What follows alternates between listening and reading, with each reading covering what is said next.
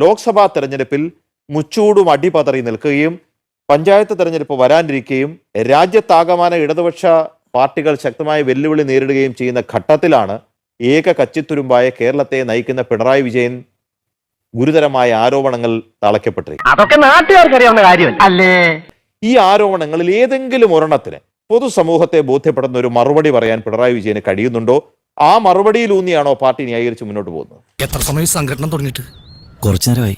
ഞാൻ കുറച്ച് ലേറ്റ് ആയി പോയി. നിങ്ങൾ കേരളത്തിലെ മാധ്യമങ്ങൾ കടുത്ത മാനസിക വിഭ്രാന്തിയിലാണ്. കേരളത്തിലെ ഇടതുപക്ഷ ജനാധിപത്യ മുന്നണി ഗവൺമെന്റിനെ ഏതൊക്കെ ഘട്ടത്തിൽ എവിടെയൊക്കെ വെച്ച് ആക്രമിക്കാൻ കഴിയുമോ അങ്ങനെ നിങ്ങൾ വസ്തുതകളെ അപനിർമ്മാണം ചെയ്യുകയും ആ വസ്തുതകൾക്ക് ഇടയിൽ നുണകൾ തിരികെ കയറ്റി ചായം പൂശി ആ നുണകൾ മാത്രം പ്രചരിപ്പിക്കുകയാണ്. കഴിഞ്ഞ 8 വർഷക്കാലമായി നിങ്ങൾ ഉയർത്തിയിട്ടുള്ള വിവാദങ്ങൾ മൊത്തം പരിശോധിക്കൂ. കേരളത്തിലെ പ്രതിപക്ഷം എന്ന നിലയിൽ പ്രതിപക്ഷ നിരയിൽ നിന്ന് നിങ്ങൾ ഉയർത്തിയിട്ടുള്ള വിവാദങ്ങൾ ഏതെങ്കിലും ചായക്കോപ്പയിലെ കൊടുങ്കേറ്റുകളായി തീരാതിരുന്നിട്ടുണ്ട്? ഇപ്പോൾ നിങ്ങൾ ഉന്നയിക്കുന്നത് മുഖ്യമന്ത്രി CPIM-ന് ഒരു ബാധ്യതയാണ്. 6 പതിറ്റാണ്ട് കാലത്തെ അദ്ദേഹത്തിൻ്റെ പൊതുജീവിതം എടുത്ത് പരിശോധിച്ചാൽ അദ്ദേഹം ആർജിച്ചെടുത്തിരിക്കുന്ന രാഷ്ട്രീയ ആർജവം ഇച്ഛാശക്തി എന്ന് പറയുന്നത് നിങ്ങൾ മാധ്യമങ്ങൾ നൽകിയ താരാട്ടുപാട്ട് കേട്ട് ഉണർന്നു വന്ന ഒരു രാഷ്ട്രീയ നേതാവല്ല. ഈ ജനങ്ങളുടെ ജീവൽ പ്രശ്നങ്ങളുമായി നിരന്തരം ഇടപെട്ടും ആ ഇടപെടലിലൂടെ സ്വാംശീകരിച്ച അനുഭവത്തിന്റെ തീച്ചൂളയിൽ നിന്നാണ് സഖാവ് പിണറായി വിജയൻ ഇന്ന് കേരളത്തിന്റെ മുഖ്യമന്ത്രിയായി 2ാം തവണയും തുടർച്ചയായി നിൽക്കുന്നത്. ശ്രീ അസ്കർ പറഞ്ഞു, കഴിഞ്ഞ 8 വർഷമായി മാധ്യമങ്ങൾ കൊണ്ടുവന്ന ഏതെങ്കിലും ഒരു വിവാദം അത് ക്ലച്ച് പിടിച്ചോ എന്ന് ചോദിച്ചു. മാധ്യമങ്ങളായിട്ട് കൊണ്ടുവന്ന ഏത് വിവാദമുള്ളത്? അത് പിന്നെ ഏത് ആരോപണത്തെയും അത് മാധ്യമങ്ങളുടെ കൂടി പങ്കില്ലാതെ സ്പെസിഫിക് ആയിട്ട് പറഞ്ഞു. അപ്പൊ അദ്ദേഹത്തിനെതിരെ വന്ന ഏറ്റവും പ്രധാനപ്പെട്ടവരാണ് അദ്ദേഹത്തിന്റെ കുടുംബത്തിനെതിരെയുള്ളതാണ് അല്ലേ? പിന്നെ എക്സാലോജിക്കിന്റെ ഇന്ററിം സെറ്റിൽമെന്റ് ബോർഡിന്റെ ഉത്തരവാണ് മാധ്യമങ്ങൾ കൊണ്ടുവന്ന ഉത്തരം പറ. അല്ല, അതിലൊരു ഏകപക്ഷീയത നിങ്ങൾ കണ്ടു.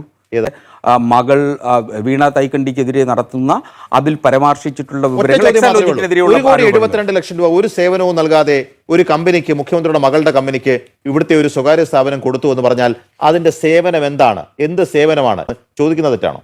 ഇത് വടി കൊടുത്ത് അടി വാങ്ങുന്ന പരിപാടിയാണല്ലോ ബാബു. എക്സാലോജിക്ക് ഏതെങ്കിലും തരത്തിൽ വഴിവിട്ട രീതിയിൽ CMRലുമായി ഒരു കരാർ ഉണ്ടാക്കിയിട്ടുണ്ടെങ്കിൽ അതിന്റെ ഉത്തരവാദിത്വം കേരളത്തിലെ CPM-നോ കേരളത്തിലെ മുഖ്യമന്ത്രിക്കോ അല്ല എന്ന തിരിച്ചറിവ് നിങ്ങൾക്ക് വേണമല്ലോ. അല്ല, നിങ്ങൾ പ്രസ്താവന ഇറക്കിയത് ഇവൻ ശരിയല്ല.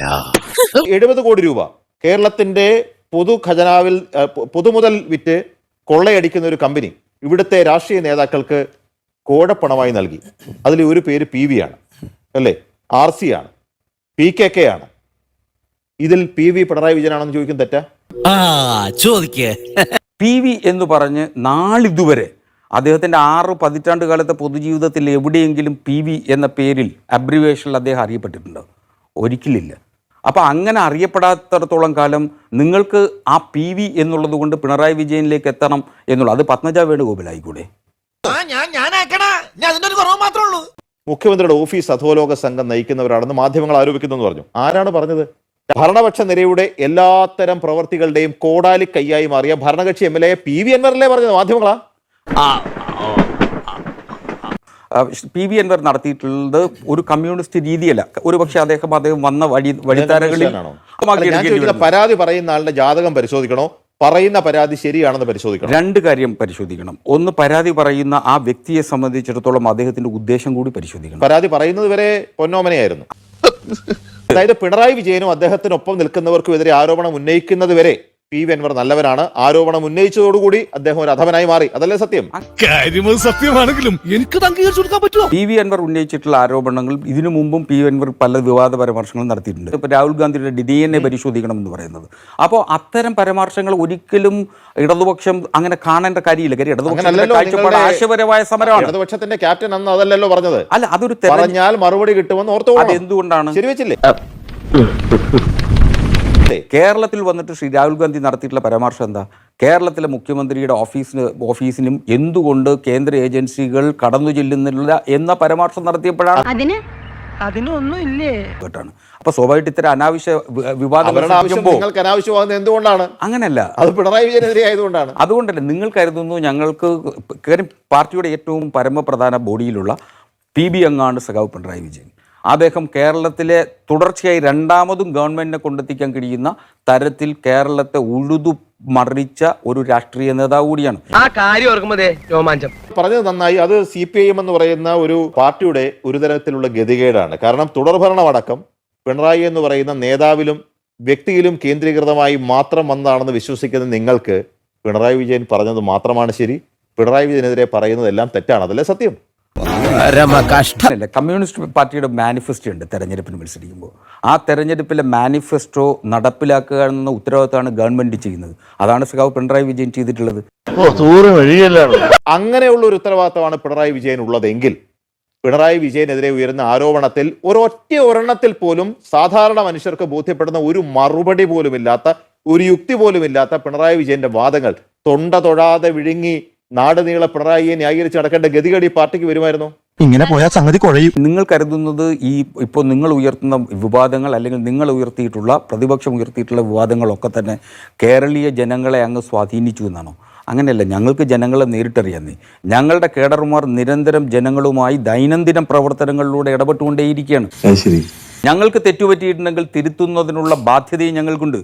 പിണറായി വിജയന് തെറ്റുപറ്റാമോ? അല്ല, പറ്റിയിട്ടുണ്ടാവും. ഉണ്ടാവും. പിന്നെ നിശ്ചയമായും തെറ്റുപറ്റാത്ത പറ്റില്ല.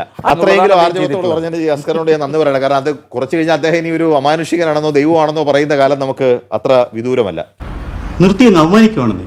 ശ്രീജിത്ത് പണിക്കർ, ഈ റീസെന്റ് ആയിട്ട് വന്നിട്ടുള്ള ആരോപണം അദ്ദേഹത്തിന്റെ PR എക്സസൈസ്, അതും ഒരു നഴ്സറി സ്കൂളിൽ പഠിക്കുന്ന കുട്ടിയുടെ ചോദ്യത്തിന് പോലും മറുപടി ഇല്ലാതെ ഒരു പാർട്ടി സംസ്ഥാന സെക്രട്ടറി LDF കൺവീനറും ഒക്കെ ദയനീയമായി മുട്ടുകാലിൽ ഇഴയുന്നത് നമ്മൾ കണ്ടതാണ്.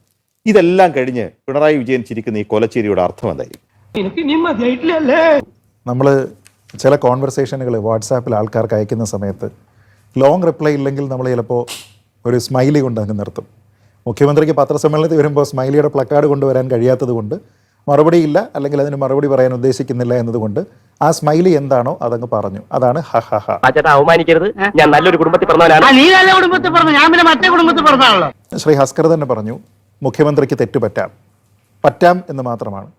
ഈ കഴിഞ്ഞ 8 വർഷത്തിൽ എപ്പോഴെങ്കിലും ഒരു തവണ അദ്ദേഹത്തിന് തെറ്റുപറ്റിയതായിട്ട് പബ്ലിക്കായിട്ടോ പാർട്ടിയുടെ ഏതെങ്കിലും ഫോറത്തിലോ അദ്ദേഹം പറഞ്ഞിട്ടുണ്ടോ? എന്താ ഉറക്കം വരുന്നു. PV എന്ന് പറഞ്ഞാൽ വേണമെങ്കിൽ പത്മജ വേണുഗോപാൽ ആവാം എന്ന് പറഞ്ഞു. ഞാൻ ചോദിക്കുന്നത്, പിണറായി വിജയൻ എന്നാണ് അവിടെ എഴുതി വെച്ചിരുന്നതെങ്കിൽ ഇവരുടെ നിലപാടിൽ എന്തെങ്കിലും വ്യത്യാസം ഉണ്ടാവുമെന്നാണ് പറയുന്നത്? പിണറായിയിൽ എത്ര വിജയന്മാരുണ്ട് എന്ന് പറഞ്ഞേനെ. CPM അണികളോടും അനുഭാവികളോടും എനിക്ക് പറയാനുള്ളത്, ചുരുങ്ങിയത് RJD കാണിക്കുന്ന ആർജവമെങ്കിലും കാണിക്കണം. ഏറ്റവും ചുരുങ്ങിയത്. ആരോടും ഇതിങ്ങനെ എത്ര വട്ടം പറഞ്ഞു? നിങ്ങൾ വലിയ പ്രസ്ഥാനമാണ്, മറ്റേ അത്ര വലിയ പ്രസ്ഥാനമൊന്നും അല്ല കേരളത്തിലെ കോണ്ടെക്സ്റ്റിൽ. അല്ലെങ്കിൽ CPI പറയുന്നത് പോലെയെങ്കിലും പറയണം. പിന്നെ വേണമെങ്കിൽ നിലപാട് മാറ്റിക്കോ, പക്ഷേ തുടക്കത്തിലെങ്കിലും ഈ മൂല്യങ്ങൾക്ക് ചേർന്ന് നിൽക്കുന്ന കാര്യം പറയാനായിട്ട് ശ്രമിക്കണം. വോട്ടിന്റെ അടുത്ത് വേദം മൂടിയിട്ട് എന്താ കാര്യം? ശ്രീ അസ്കർ, പാർട്ടിയിൽ മുഖ്യമന്ത്രിക്ക് സർവാധിപത്യം എന്ന് പറയുന്നതിനപ്പുറത്തേക്ക് മുന്നണിയിലടക്കം എന്ത് താൻ തീരുമാനിക്കുന്നു അത് മാത്രമാണ് ശരി. തൻ്റെ ശരികൾക്ക് വഴങ്ങാത്തവർക്ക് തൻ്റെ നീതിപാത്രത്തിൽ നീതി ഉണ്ടാവില്ല എന്ന് പ്രഖ്യാപിച്ച് പിണറായി വിജയൻ ഈ പോകുന്ന പോക്ക് എങ്ങോട്ടാണ്? CPM പാർലമെന്ററി പാർട്ടി നേതാവ് മാത്രമല്ല സഖാവ് പിണറായി വിജയൻ, മുന്നണിയുടെ പാർലമെന്ററി പാർട്ടിയുടെ നേതാവ് കൂടിയാണ്. അതുകൊണ്ടാണ് അദ്ദേഹത്തിന്റെ തീരുമാനങ്ങളല്ല നടപ്പിലാക്കുന്നത്, പാർട്ടിയുടെയും മുന്നണിയുടെയും തീരുമാനങ്ങളാണ് നടപ്പിലാക്കുന്നത്. ഒറ്റ ചോദ്യം മാത്രമാണ്. മുഖ്യമന്ത്രി എലോങ് വിത്ത് 2 PR പേഴ്സൺസ് അല്ലേ, രണ്ടുപേരും ഉണ്ടായിരുന്നു, PR ഏജൻസിയോട് രണ്ടുപേരും ഒപ്പം ഉണ്ടായിരുന്നു. അതിലൊന്ന് സുബ്രഹ്മണ്യനാണെന്ന് പറഞ്ഞു. രണ്ടാമത്തെ വ്യക്തിയുടെ സാന്നിധ്യത്തെക്കുറിച്ച് കേരള മുഖ്യമന്ത്രി പറഞ്ഞത് എന്തൊരു കടന്ന ന്യായീകരണമായി പോയി. ആ തണ്ടി RDPയുടെ തൊലി ഒരുക്കുകയാണ് ഉത്തമ.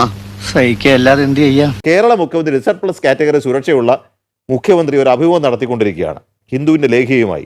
സുബ്രഹ്മണ്യൻ അദ്ദേഹത്തിന്റെ പഴയ സഹപ്രവർത്തകന്റെ മകനും ഇരിക്കുന്നു. അപ്പോൾ അതാ ഒരാൾ കയറി വരുന്നു, അദ്ദേഹം അവിടെ ഇരിക്കുന്നു. ഇത് നടക്കുമോ ശ്രീ അസ്കർ?